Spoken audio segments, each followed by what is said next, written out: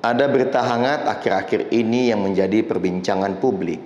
Salah seorang pembantu presiden menyampaikan adanya usulan dari dunia usaha kalau Pilpres yang seharusnya dilaksanakan pada tahun 2024 sebaiknya diundur kepada tahun 2027. Alasannya karena ekonomi kita yang luluh lantak selama 2 tahun akibat pandemi baru saja mulai bertumbuh, dan dikhawatirkan kalau Pilpres diadakan pada tahun 2024, ekonomi kita akan kembali mengalami stagnasi karena adanya kegaduhan atau tidak adanya kelanjutan pembangunan ekonomi yang sedang dilakukan oleh Bapak Presiden Joko Widodo. Tentunya kalau dari kita bisa melihat bahwa justru statement seperti inilah yang kemudian membuat gaduh dan bisa menghambat pertumbuhan ekonomi Indonesia. Karena bagaimanapun pandemi belumlah usai, meski memang sudah melandai.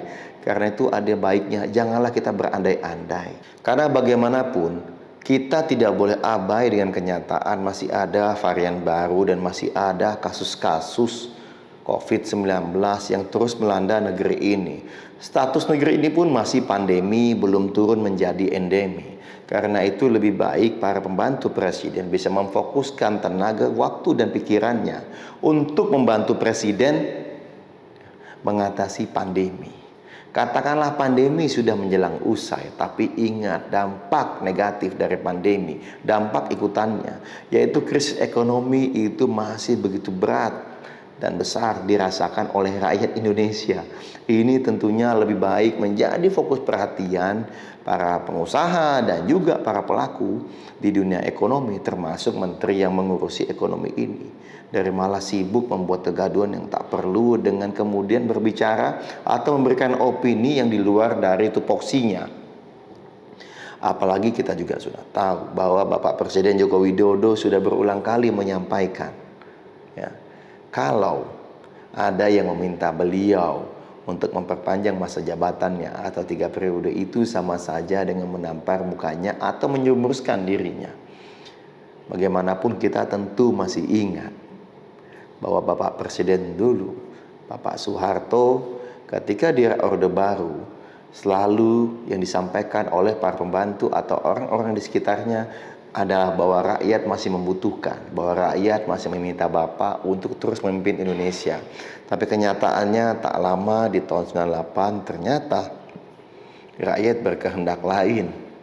Janganlah kemudian kita biarkan Bapak Presiden Joko Widodo yang selama ini mungkin sudah berupaya sekuat mungkin untuk membangun Indonesia, kemudian karena dibujuk-bujuk, karena dijerumuskan dan dipengaruhi oleh orang-orang sekitarnya, malah terbujuk atau termakan bujuk rayu itu dan kemudian berupaya untuk memperpanjang masa jabatannya.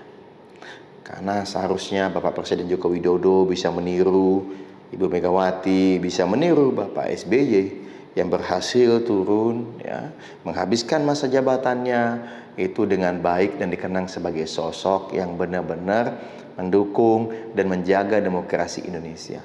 Pertanyaannya kali ini adalah apakah Bapak Presiden Joko Widodo ingin dikenal sebagai seorang presiden, ya, yang demokratis, atau justru meninggalkan luka baru dan peninggalan yang tidak diharapkan semua pihak dengan memaksakan diri menjadi sosok yang ternyata membuat negara ini kembali ke alam kegelapan demokrasi dengan memperpanjang masa jabatan menjadi 2027 atau mencoba untuk berkuasa hingga minimal 3 periode.